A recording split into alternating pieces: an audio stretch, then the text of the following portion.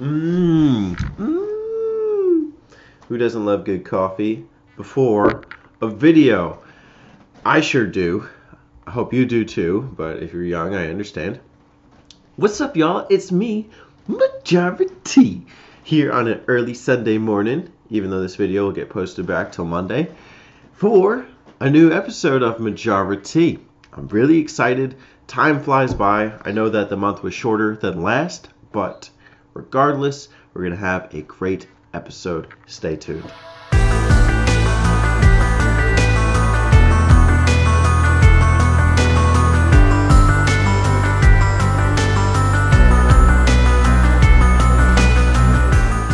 So what better way to kick things off than with a month review? That's right, I did a lot this month and I want to just, go balls deep. So let's start. Let's start with one thing you might not expect is that I've been watching Korean drama. Now, I was turned on to Korean drama by my girlfriend. We had been watching a little bit of a Chinese drama with her mother, and her mom really liked it and she really liked it, and I was like, whatever. But on my own, I kind of went out of my way to start watching Korean drama. My dad likes the Korean language. He knows it pretty well. He spent some time in Korea. So I thought, what the hell? I know this is a thing. I'm going to try it. So there's this website called Viki.com that hosts a lot of Korean drama. I think there's over 700 on their website. And it's entirely free. You can watch a bunch. And my dad and I watched one called Jumong, which is a historical drama about the founding of Korea. It's terrific. If you like The Legend of Zelda, you might like it, to be honest. Everyone's all dressed up in like this kind of like woodland garb. But anyways, besides the point, that one was what really got me started on K-drama. And, that's an 81 episode series, each episode an hour long, so we're only like 34 episodes in now. But I did finish my first one with the lady, and it's called The Clown Crown. Is it? Wait a second. I'm gonna look this up. I always get this wrong. The Clown Prince, I think. Wait, no. It's The Crowned Clown, not The Clown Crown. Duh. The Crowned Clown. Okay. This was about it's almost historical, but it's not. So it's based in the time of Chosun, Korea, and their interactions with the Chinese dynasty. But the Chinese influence is very little here. It's actually more so about Korea and about this one kingdom where there's a prince who takes over, and he's absolutely mad. He like murders his brother. Well, he orders the court to do so. And his brother's like under 10 years old. The guy's an absolute tyrant, but he's getting sick, and he's also getting paranoid. At one point, the prime minister gets him hooked on opioids, and he starts to really lose his sanity, and his secretary knows that the people are going to lose trust in him if they see him like this. So he gets him off to like a Buddhist monk site after finding a doppelganger. So a guy that looks exactly like him, who works in the town circus, so to say. He's a clown, okay? His purpose is entertainment, but he looks identical, like, skin for skin. When the clown takes over, he inherits one mess of a kingdom where everyone's trying to poison him and his associates. And it's really wild to see how the clown adapts to becoming the crown. So I highly recommend, checking out, first off, Korean drama. It's something new. Maybe you guys watch it, maybe you don't. But there are a lot out there, and there's high production value. The Crown Clown came out last year. It was absolutely terrific. It might have even been this year. I'm not too sure. But yeah, that one was worth watching. But in general, Korean dramas are fun, and the historical ones are up my alley, but you may have a different taste. With that being said, we'll go to the more conventional stuff. I have been reading. I did finish the book I committed to, which was Of Mice and Men, not about, Of Mice and Men. And this one is an absolute classic. I was experiencing something between nostalgia and deja vu while reading it. There is a movie version though, but I feel like I've read this. I cannot place it at some point in my life. I have no idea. But I knew the story, like I knew what was going to happen, and as I was rereading it, I was like remembering it. This is absolutely fantastic. This is the quintessential American settler tale about laborers who are American who are trying to find their place in America. And when you see how, how dopey Lenny is and how it causes conflict and like how even the other people in the town are not perfect. There's like the Curly's wife who's like a tramp. You got like some other guys who are really trying to make it in America. Like this one hits home. So, I recommend giving Of Mice and Men a try. Now, as far as other literature, it's been here and there. I've been committing to too many books at once, and I should not have committed to Dune. That thing's like 1,000 pages, and I could probably finish it, but it's not happening right now. What is happening right now, though, is Japanese. I'm really teaching myself. I'm already at 100 kanji, and this book is also by the same author. It's a Tuttle book, and this is Japanese but conversational. Now, I like and dislike this book because let me give you the positives first. Is that this book is kind of streamlined, as in there are chapters, and within the chapters there's vocabulary that remains consistent when they're trying to teach you a skill. So for instance, like if you were trying to learn to ask questions with nouns, they would give you instructions on how to do it in present tense and past tense. I have now that's not what I have a problem with. I'm okay with that. Even though I feel like the chapters could be more streamlined, as in like here's family, here's animals or whatever colors, and then like here's using have, it's because that doesn't really show up as much. My problem is that this book teaches you informal English or informal Japanese, I'm sorry, as opposed to the formal first. So, for instance, like I know to use des as like to be or deska, like is it, but they insist on using da. Like that is not a word. Da, like if I say neko da, I'm saying like that's a cat, or is that a cat? Like neko da, but that's not correct. Okay, if you're gonna learn a language, you should learn formal before you go informal. That's my thinking anyway, and I just wish they spelled it out and made you do informal a few more times. But there are practice examples, and this is a good textbook. It's a valuable resource for me to learn and to teach with. So, and there's only a couple books. Just go in knowing that not everything in here is going to be perfect. That's my main problem with a lot of Japanese textbooks, is that they're not as streamlined as textbooks for other languages that I've used, like German or Italian. I know those languages much better than I know Japanese, and part of it's just been that these textbooks don't teach it the way I need it to be taught. But it's a process, and I will get there little by little. Let's get to the game, shall we? The first thing I need to address is Fire Emblem, because I said like, oh, you might see this in the next episode. Well, I haven't played it at all since then. I haven't really been home to play the GameCube for like hour-long installments, which is kind of how Fire Emblem works. But I don't feel like I need to restart it. The story is not like so profound that I'm going to forget everything that I played. It's just wrong time, wrong place. But I really like the gameplay here. I'm going to be back with more thoughts when I get further into it. This month, though, has really been the month of the Game Boy. I've really been hitting home on the handhelds, even though I've been playing half of these on the Game Boy player. So the first two are technically not beaten, but they're games that I played for high scores, and they are Revenge of the Gator and Dr. Mario. Neither of which I got a very high score in, but I think it's important to acknowledge with these games without credits that you do play them and that you've gone for a high score. Revenge of the Gator is okay. It's not my favorite pinball game, but Dr. Mario, Dr. Mario. You know, I was saying Tetris Effect would be the only Tetris game I'd be playing. Well, I was wrong. Dr. Mario is great. It's only a couple bucks, too. This is a Japanese import. These next two, there's actually 4 of these on the Game Boy, but I only played the first 2, and they are import games, of all things. Yu Hakusho and Yu Hakusho 2. I don't think there are subtitles to these. I could probably read it, although this one has a couple kanji characters on the side that I'm not going to bother to read right now. I remember BioPhoenix telling me these games were trash.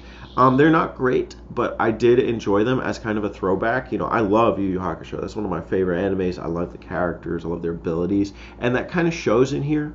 You have Yusuke's spirit gun, and you have Kuwabata's lightning sword. I don't know what it's called. But that's the main highlight of the first game. The first game is not actually that good. There's only 2 modes. A story mode with mostly forgettable characters from the first fifth of the anime, and a battle tower of just monsters. It's bizarre. You can play as all 4 characters in the battle tower, but you can only play as Yusuke and Kuwabata in the story, which I kind of understand because that's how the anime works. It's just these 2 in the beginning anyway. But this one was not as impressive, and it felt a little stiff. The fighting is not great. They made some improvements, though, for the second game, and I really did like this. This is more tournament style. There's a tournament mode, like a 16-player brackets, and like you fight your way up the tournament. And this one covers probably one of the best parts of the anime, which is the tournament saga with, I forget this guy's name, but he's like the Terminator. And, you know, he's a final boss here, as you would predict. The fighting here is the same. You know, you have the same abilities and everything, but you just got more. You got more characters. They even allow you to like hook up and play with another player. You can do like team tournaments, and you also start off with like in your tournament bracket with the option of 5 players. You know, your classics: Yusuke, Kuwabata, Kurama, Hiei, Oba-chan. Each of them is really good, even surprisingly Oba-chan. Now, again, it's not a perfect game, but these games are pretty cheap. I would recommend going out of your way to try them, you know, emulate them, I guess. I didn't tell you that. But, you know, they were better than I would have given them credit for if I just picked them up for 5 minutes. That was fun. I like these. There's 2 more to go. I'm not looking forward to, you know, jumping in. Now, this is probably the best game I played all month, hands down. I was so impressed by this. This is Shinobi on the 3DS. Now, there goes my phone. Damn it. Whoopsie. Shinobi is a series I've got a lot of love for. I played Shinobi 3. I finished it a couple times. I've played Revenge of Shinobi. I've gotten to the end boss a couple times. But Shinobi on the 3DS is like Shinobi 3, except like amped up a lot. Now, this is clearly an early title in the 3DS library. I guess you call it a launch title. Not a lunch title, a launch title. And it shows a little bit, you know, there's like, there's one scene in this game that's like kind of gyro controlled, and it kind of sucks. You're like on a wave racer, much like in Shinobi 3. But, oh man, does this hit home. It's got the feels. It's like classic. You have your 4 ninjutsu, and then you've got infinite kunai. You know, kunai are your throwing daggers, not shuriken, don't confuse them. And everything feels pretty epic in here. Like, there's one boss battle, you're fighting a shark. This even has the doors in the end sequence, or you're like you're trying to find like the right door to go through. This one feels nostalgic while being brand new, and I loved playing this game. And I didn't expect it. You know, I've had this game for a while. I played a little bit first. I was like, you know, this is just going to be some cheesy 3D remake / reboot. But it ended up being really good. And, you know, for a couple bucks, you should totally try it. Also got to give a shout out to my man, Ballin' Nick, for hooking me up with the complete in-box edition. I've had the cart only for the longest time, and that was dope of him. So thank you, Nick. I appreciate you. Also, my girlfriend, who picked this off the shelf for me to play. I think maybe that motivated me a little more to play it, but, you know, really found a gem out of that. Now, with that being said, there is one more game to talk about. I wonder what it could be.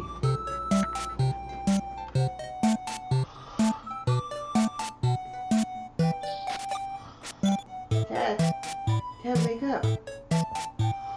Dad, get up. Dad, wake up. Dad. Teddy. Teddy, wake up.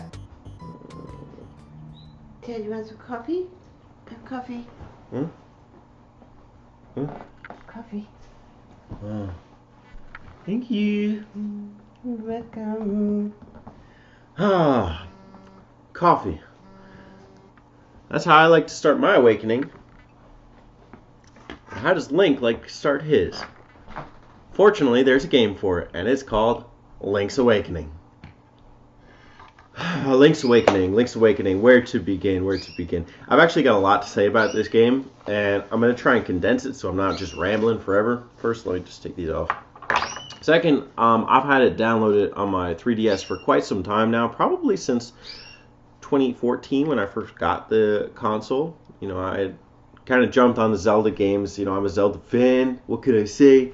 But I've owned this game in the past on the Game Boy. When I got rid of a lot of my collection, it went bye-bye. I used to have the monochromatic version that was originally on the Game Boy. The one that's on the 3DS is the Game Boy Color version, Link's Awakening Deluxe.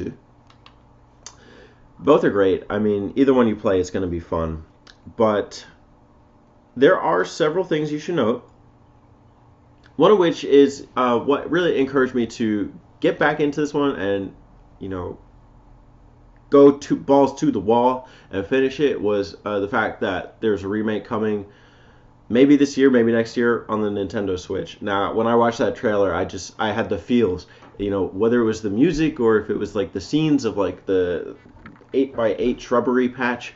I was really excited that, you know, the game was getting some love.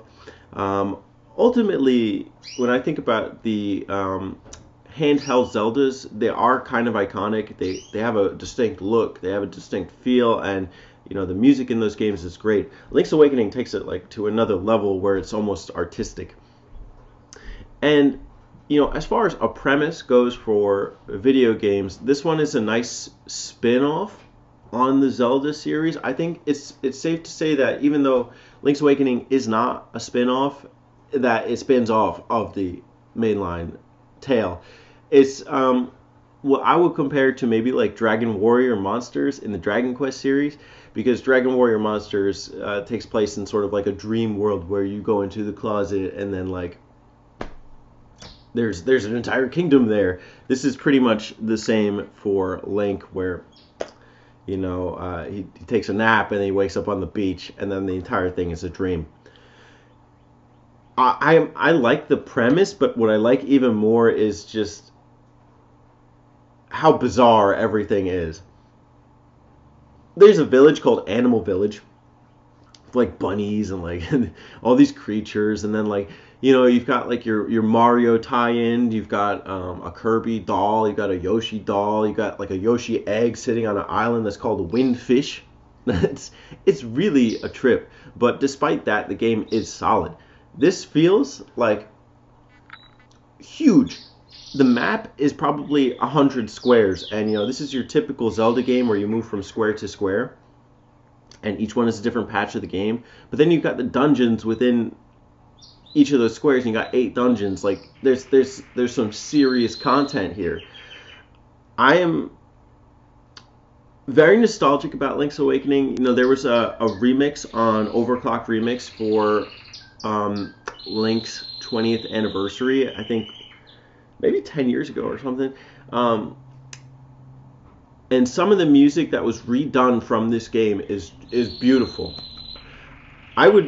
Maybe I should post a link in the description to this music, but it's so good. It was so good. I used to just bump it in the car when all I had was a CD player. The game itself, though, is not just cryptic. It's really hard. And I don't mean that in terms of combat. Like, the battles are not that bad. There are a couple that are a bit difficult, including that final end boss. But sometimes the next step that you have to take is not obvious, whether it's in the dungeon or on the overworld. And that can be a problem, especially when you feel like you've been going around for ages and you have no idea what the next step is. My problem with it is that things are sequenced, so you have to interact with A in order for B to occur. So, for instance, typically in these Zelda games, like your Ocarina of Time or whatever, you have a trade sequence where you do it to get a bigger sword or whatever. In this game, there's a trade sequence that eventually gives you a magnifying glass so that you can get a boomerang, but you also need to complete this trade sequence in order to get all of the secrets in order to progress through the storyline. At one point, you have to find a guy who's like chasing around a tree with a beehive so that he drops a stick so that you can trade it for or so that the beehive falls, so that you can trade it to the bear in Animal Village so that you get the secret to move the walrus so that you can go back and talk to Marin. That's where the bizarre starts to push it, and I'm not a fan of that. I'm not a fan of forced cryptic difficulty. Even within the dungeons, actually, I'd say the dungeons are maybe the highlight for this for me, as far as the adventuring, because they really make you think. There's some serious brain teasers here. I think what I played this game like 3 or 4 years ago, and I got stuck on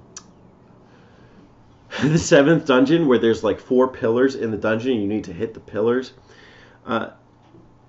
Even though you've seen a lot of these puzzles done and done again in the Zelda series, the way that they're done in Link's Awakening is very creative. I think this was the first time that you hop on top of the blocks that move up and down based on how you hit the blue eyeball sphere. So that was interesting.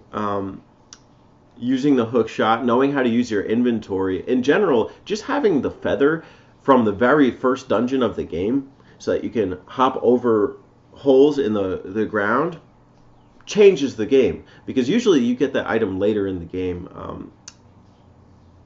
I really like the inventory. I really like the layout. I really like the music. There's a lot to like here. It's just difficult. It's difficult to figure out everything, and you may need to resort to a guide if you need to. My tip is to try and avoid it if you can, and to save frequently. Now, I much prefer playing this on the 3DS than back on the Game Boy, because there are some things that are absolutely infuriating. It's not to say I abuse save states, because I didn't, but I had save states because I needed them. Because I needed them to make sure that I wasn't, going back and forth across the map, etc. If I needed to like be somewhere and find something. I don't know. Play it at your own risk, but those other ones have the save slots, but sometimes the save states are actually a little more helpful. Would this make me want to go out and get the absolute pixel perfect remake for the Nintendo Switch? Probably not. I like the Game Boy aesthetic. I like the 8-bit chiptune sounds. They would have to do some serious content, like content options, as far as like, would you rather play like with the 8-bit soundtrack or like this one, in order for me to really want to get it. It's not to say I'm not a fan of what they're doing with the game. I just, growing up in the Game Boy era, I'm much more nostalgic for playing the old school version. I feel like the difficulty's there, and I don't like it being handed to me like, here's what you have to do. Here's a sorcerer's stone, so go like follow this. Excuse me. Tip to get it, which all these new Zelda games are doing. They're spoon feeding you the answers. In this game, there is actually a telephone to help you figure out some next steps. It's not always perfect, but it's a good system. If you like Zelda games, you should try this, but if you've never really gotten into them, I would not recommend starting here because it's just too difficult. I will direct you to the Oracle of Ages and Oracle of Seasons games, though. Those are my absolute favorite in the handheld iterations. With that being said, I have a nap to get back to.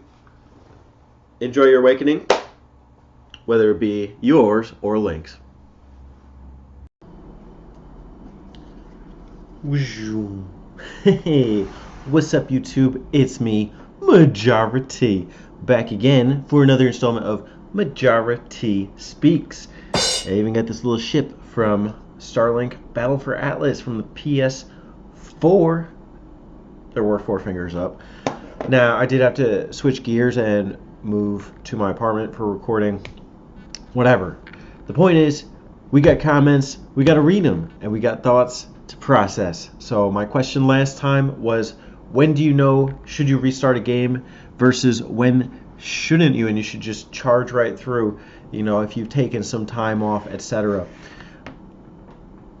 I will mention that when I played Link's Awakening, I did restart it from the beginning. So even though I restarted it, I finished it to the end.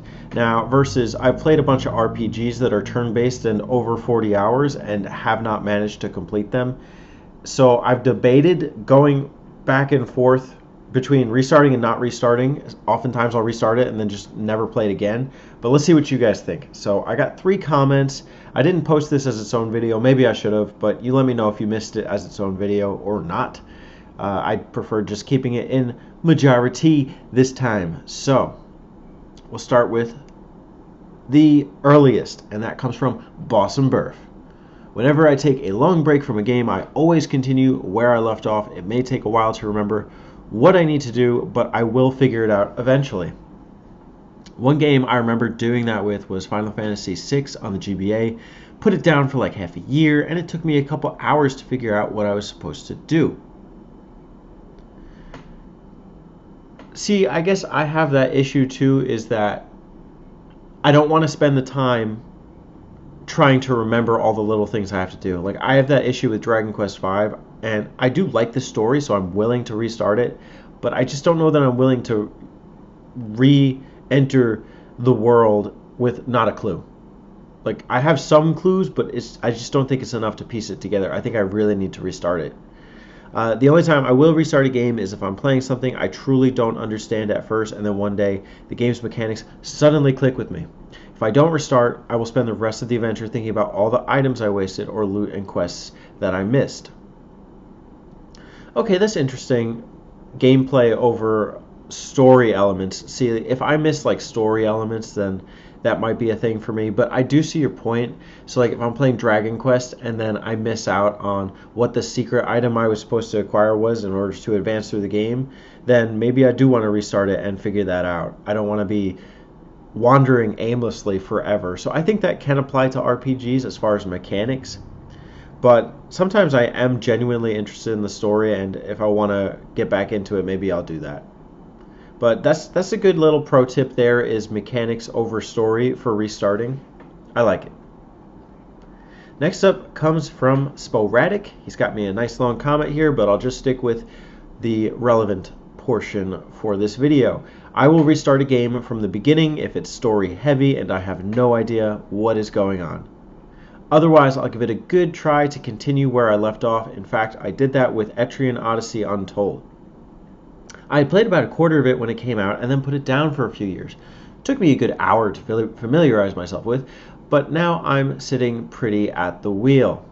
Pretty you are, and pretty's the comment.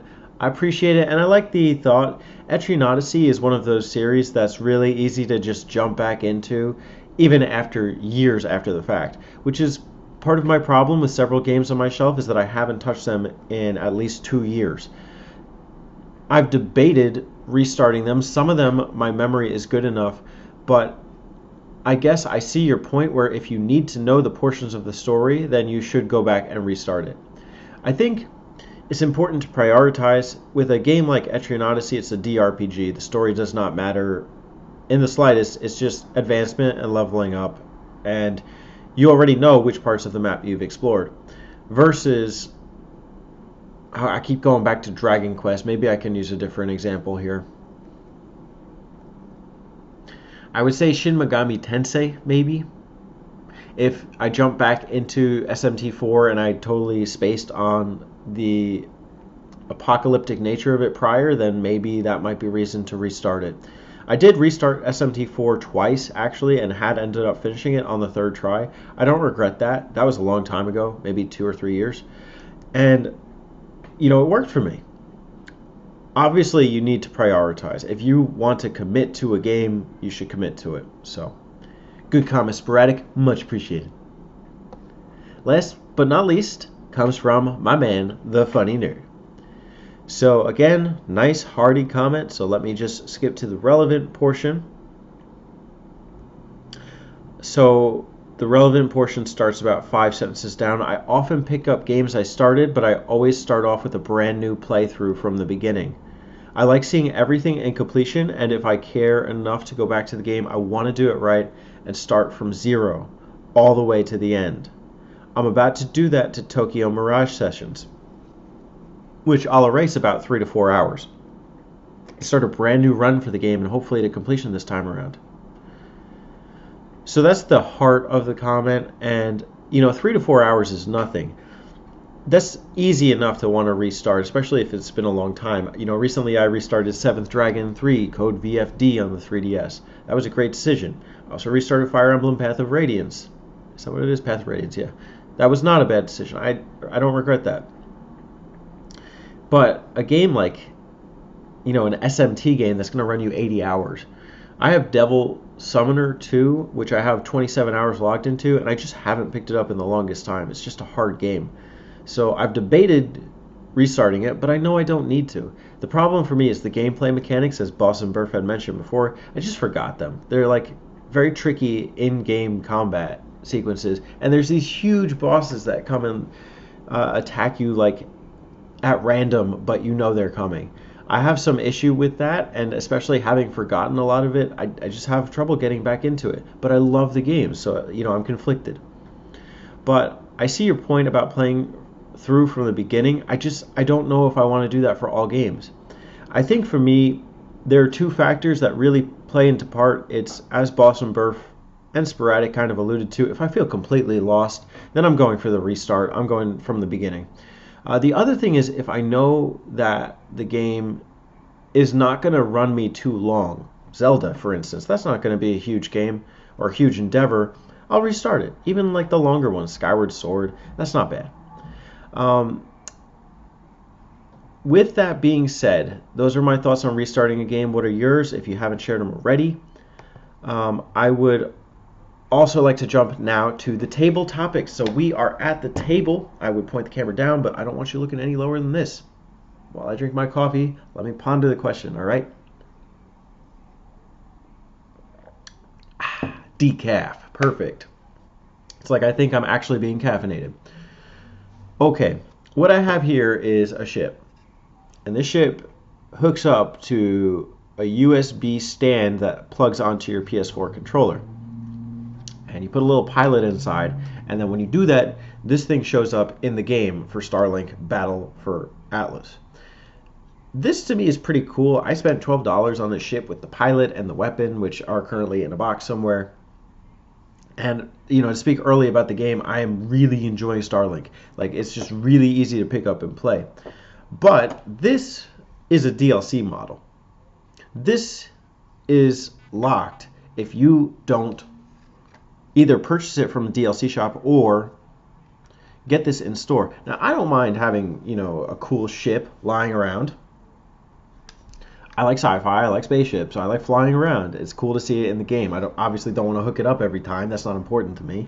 But this is interesting enough. I like going to the store and seeing cool things. So, I didn't think this was awful. I bought it. But it's still a DLC model. Now, ideally to me, I would have access to everything from the start, but DLC is now a part of our video game culture. And I know some people lament it and some people embrace it. What do you think? Is there a perfect DLC model or something close? And do you lament DLC culture or do you embrace it? If so, how? That is the table topic for next installment in Majora T Speaks. Have at it, team. Team T. Team Majora T.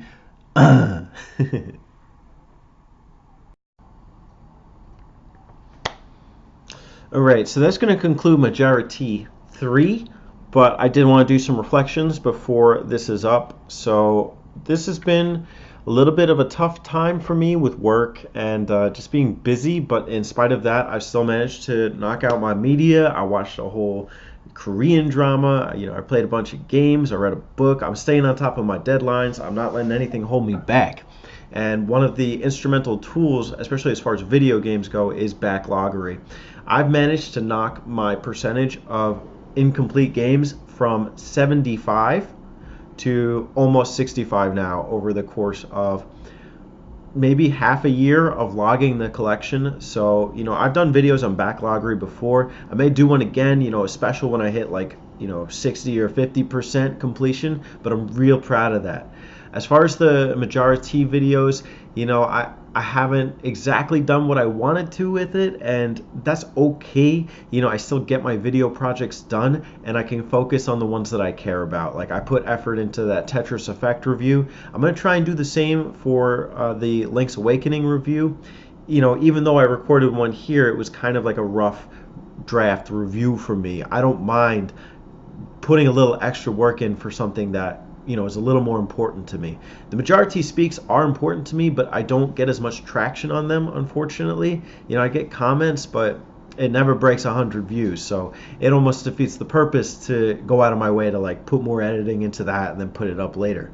But that's it for Majora T3. What did you think? Did you enjoy? Were you a part of it? Let me know. I'll see you next time. Be good, Majora T. Majora T is out.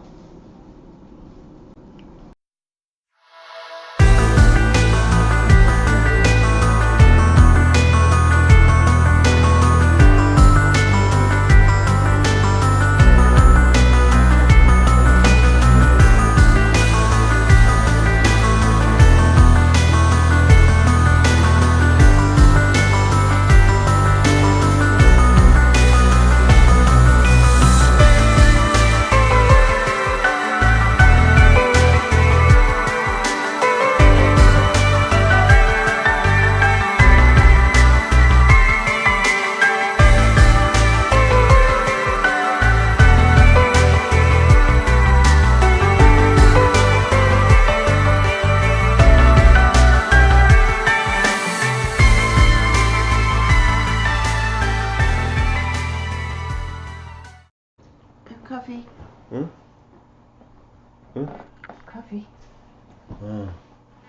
Thank you. You're welcome.